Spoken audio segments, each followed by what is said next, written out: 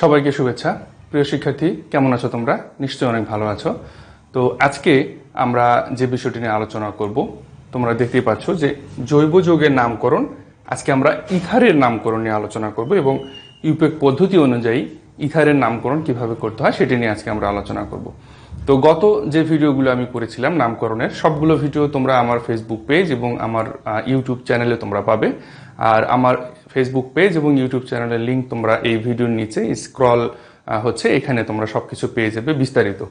তো সেই ভিডিওগুলো যদি তোমরা দেখে না থাকো তাহলে তোমাদেরকে অবশ্যই সেই ভিডিওগুলো দেখার জন্য বলবো। আর যদি কোনো সমস্যা হয় নামকরণের জন্য বা যে কোনো ব্যাপারে যদি তোমাদের কোনো সমস্যা হয়, অসুবিধা থাকে, তাহলে তোমরা অবশ্যই আমাকে কমেন্ট করে জানাতে পারো যে তোমাদের কি ধরনের সমস্যা হচ্ছে। তো চলো আজকে আমরা ইথারের নামকরণ নিয়ে আলোচনা করি। তো আমরা জানি যে ইথার এর কার্যকরী মূলক আর, বন্ড ও আর। হ্যাঁ, তো এটা ইথার এর কার্যকরী মূলক বা ইথারের আমরা আসলে অ্যাকচুয়ালি সাধারণ সংকেত বলতে পারি। তো এখন দেখো, ইথার এর সাধারণত যে নামকরণগুলো আমাদের করতে হয় এভাবে, যে অ্যালকোক্সি অ্যালকেন। দেখো, লক্ষ্য করে দেখো, এখানে দুটো ব্যাপার থাকে, সেটা হচ্ছে অ্যালকোক্সি অ্যালকেন। এভাবে আমাদেরকে ইথারের নামকরণগুলো করতে হয়। ইউপেক পদ্ধতি বা আন্তর্জাতিক পদ্ধতি বা জেনেভা পদ্ধতি, যে যেটাই বলো। তো এখন এই নামকরণগুলো আমরা একটা এক্সাম্পল দেখি। CH3OCH3। দেখো, এই যে CH3 বন্ড ও বন্ড CH3, তো আমরা খুব সিম্পল ভাবে দেখতে পাচ্ছি যে বন্ড ও বন্ড, হ্যাঁ, এটি থাকার জন্য আমরা এটা বলতে পারি অনায়াসে যে এটি আমাদের ইথার যৌগ। এখন দুপাশে দুটো আমরা দেখতে পাচ্ছি মিথাইল। তাহলে কিভাবে আমাদেরকে লিখতে হবে দেখো, তো এখান থেকে এই অংশ নিয়ে অথবা এখান থেকে এই অংশ নিয়ে আমাদেরকে অ্যালকোক্সি উচ্চারণ করতে হবে এবং বাকিটাকে আমাদের অ্যালকেন উচ্চারণ করতে হবে। তো এখন এখানে কথা আসে যে আসলে অ্যাকচুয়ালি আমরা কোন অংশটাকে অ্যালকোক্সি উচ্চারণ করব এবং কোন অংশটাকে অ্যালকেন উচ্চারণ করব। তো সেটা আমরা আসছি। তো যেহেতু এখানে ইথারের দুই দিকেই আমাদের মিথাইল গ্রুপ রয়েছে, তার কারণে আমরা এটাকে বলতে পারবো, দেখো, মিথক্সি মিথেন। ঠিক আছে, মিথক্সি মিথেন। এরপরে আরো যদি আমরা এক্সাম্পল দেখি যে CH3CH2 বন্ড ও বন্ড CH2 বন্ড CH3, তাহলে এটিও আমরা দেখতে পাচ্ছি যে এই অংশ এবং এই অংশ দুটো আমাদের সমান। তাহলে এটা হচ্ছে ইথেন, এটাও ইথেন। তাহলে এটাকেও আমরা এভাবে লিখতে পারি যে ইথক্সি ইথেন। ঠিক আছে, আচ্ছা, এখন এই যে সাধারণ যে নামকরণগুলো এগুলো যখন হয়ে গেল, এরপরে আমরা আসি যে আসলে কোন অংশটাকে আমরা বলবো অ্যালকোক্সি এবং কোন অংশটাকে বলবো আমরা অ্যালকেন। তো এরপরে আসি CH3 ও CH2 CH3।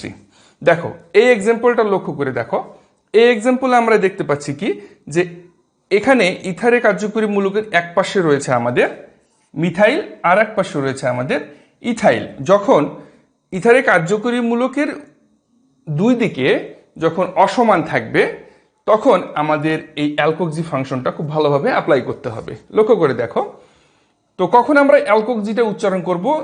ইথারের কার্যকরী মূলকের যেদিকে কার্বন সংখ্যাটা কম থাকবে, যেদিকে কার্বন সংখ্যাটা কম থাকবে সেই অংশটাকে আমাদের অ্যালকোক্সি উচ্চারণ করতে হবে।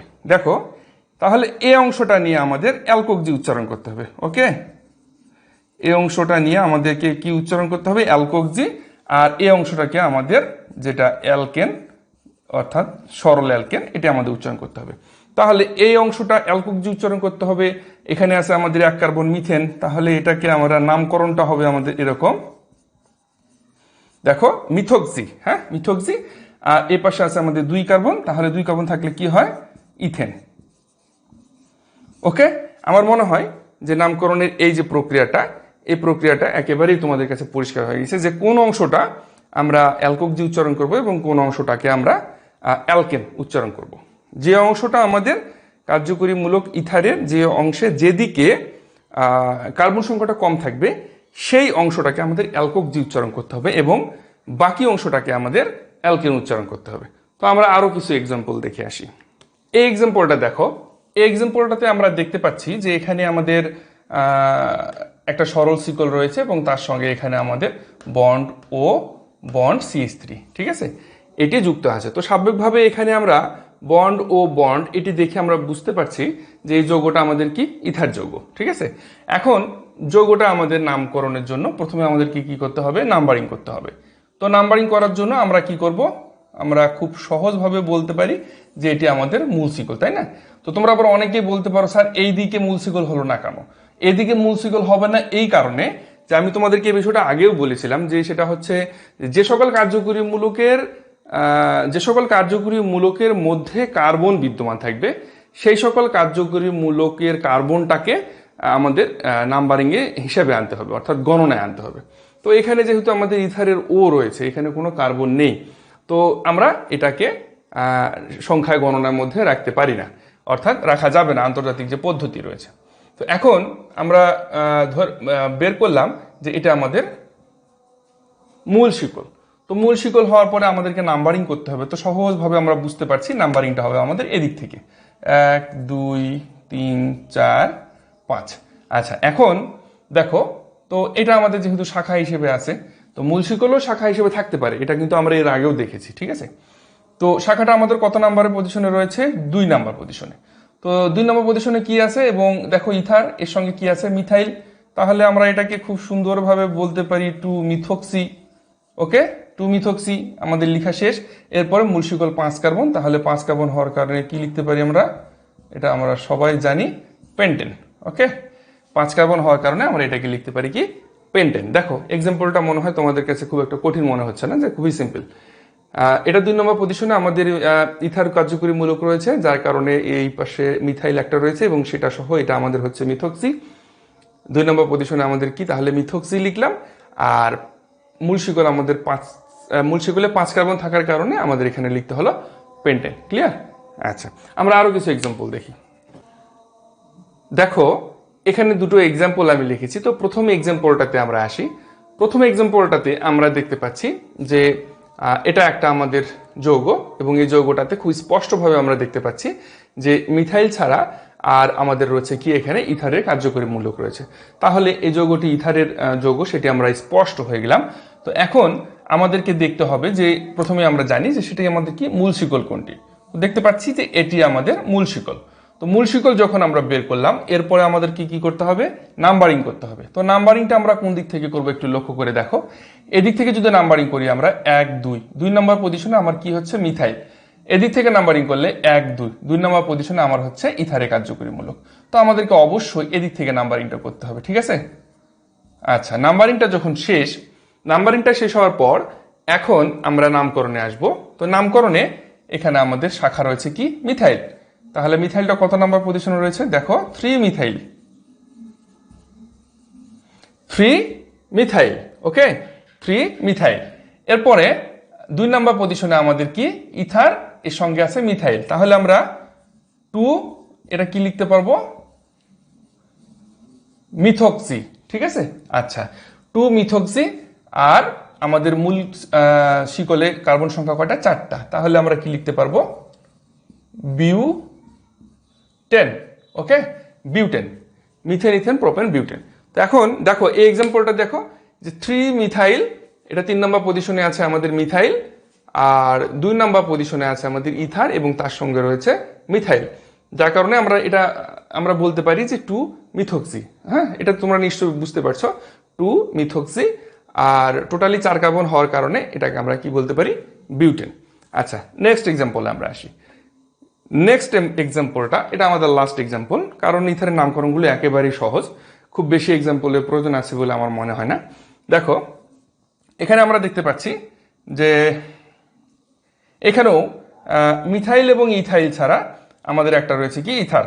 তাহলে আমরা এটা অনায়াসে বলতে পারবো যে এটা হচ্ছে আমাদের ইথারের যৌগ এবং আমাদের মূল শিকলটা হচ্ছে এটা।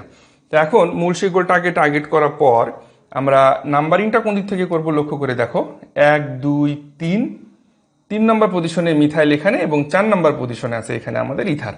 ওকে, তো এখন 1 2 3 4 এদিক থেকে করলে 4 নম্বর পজিশনে ইথার পাচ্ছি, এদিক থেকে করলেও 4 নম্বর পজিশনে ইথার পাচ্ছি, কিন্তু এদিক থেকে করলে আর একটা যেটা মিথাইল শাখা রয়েছে আমাদের, এই মিথাইলটাকে আমরা পাচ্ছি 3 নম্বর পজিশনে। তাহলে আমাদেরকে এদিক থেকে নাম্বারিং করতে হবে, 1 2 3 4 5 6 7।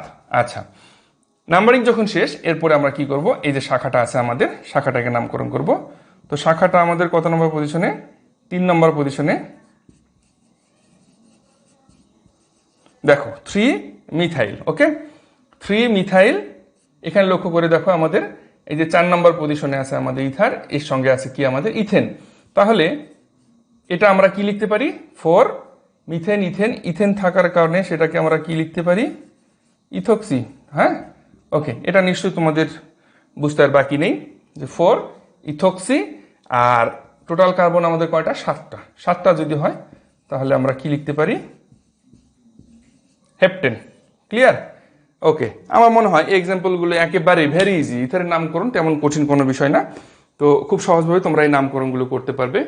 তো নামকরণগুলো তোমরা প্র্যাকটিস করো। তোমাদের যদি কোনো অসুবিধা হয় তাহলে তোমরা অবশ্যই আমাকে ভিডিওর নিচে কমেন্টে জানাতে পারো, অথবা তোমরা এই ভিডিওর নিচে ডিসক্রিপশন বক্সে আমার একটা ফেসবুক গ্রুপ রয়েছে, যেখানে তোমার মতো অনেক বন্ধু বান্ধব রয়েছে, তারা সেখানে কি করে গ্রুপ ডিসকাস করে থাকে। তো তোমাদের প্রবলেমগুলো নিয়ে তোমরা অবশ্যই সেই গ্রুপে জয়েন করো এবং সেই গ্রুপে তোমরা পোস্ট করো যে তোমাদের কি কি প্রবলেম হচ্ছে। আমি সেই গ্রুপটাকে সবসময়ের জন্য মনিটরিং করি এবং সেখানে যার যে সমস্যাগুলো রয়েছে সেই সমস্যাগুলো আমি সেখানে সলভ করে দেওয়ার চেষ্টা করি। তো তোমরা নামকরণগুলো করতে থাকো। আরেকটি বিষয় যেটা, সেটি হচ্ছে যে আমি আপাতত সেকেন্ড পার্টটা, কেমিস্ট্রি ইন্টারমিডিয়েট কেমিস্ট্রি সেকেন্ড পার্টটা এরকম রেকর্ড ক্লাস ভিডিওগুলো দিয়ে যাচ্ছি প্রতিদিন। আর যারা ফার্স্ট ইয়ার রয়েছে, অর্থাৎ ফার্স্ট পার্ট, কেমিস্ট্রি ফার্স্ট পার্টটা, তাদের জন্য আমি লাইভ ভিডিও করছি প্রত্যেকদিন, লাইভ ক্লাস ভিডিও। হ্যাঁ, ধারাবাহিকভাবে আমি প্রত্যেকটা টপিকস ধরে ধরে তাদের জন্য লাইভ করছি আপাতত, ফার্স্ট ইয়ারদের জন্য ফার্স্ট পার্ট। তো তোমাদের যাদের ছোট ভাই বোন রয়েছে তাদেরকে তোমরা ইনভাইট করতে পারো আমার ফেসবুক পেজ এবং আমার ইউটিউব চ্যানেলে। তো আমার ফেসবুক পেজে তোমরা ইনভাইট হতে পারো। আমার ফেসবুক পেজ থেকে আমি প্রত্যেক দিন আমি লাইভ ক্লাসগুলো নিয়ে থাকি। তো আমার পেজের লিঙ্ক তোমরা অবশ্যই এই ভিডিওর নিচে অথবা শেষে অথবা একেবারে উপরে তোমরা ডিসক্রিপশনে সব কিছু পেয়ে যাবে। তো সেখান থেকে তোমরা পেজটাকে আমার ফলো করতে পারো। সেখানে আমি প্রত্যেকদিন কোন সময় ক্লাসগুলো নেব এবং সেগুলোর একটা লিস্ট আমি দিয়ে দিই এবং রুটিন দিয়ে দিই। হ্যাঁ, তো সেখানে তোমরা এসে আমাকে কমেন্ট করতে পারো, লাইভ ক্লাসগুলোতে অ্যাটেন্ড করতে পারো, তোমাদের প্রবলেমগুলোকে তোমরা আমাকে জানাতে পারো। তো আমি চেষ্টা করব তোমাদের প্রবলেমগুলো সলভ করে দেওয়ার জন্য। তো ধন্যবাদ সবাইকে। সুস্থ থাকো, ভালো থাকো, ভালোভাবে পড়াশোনা করো, এই কামনায় আগামীতে আমরা অন্য নেক্সট টপিকস নিয়ে আলোচনা করব।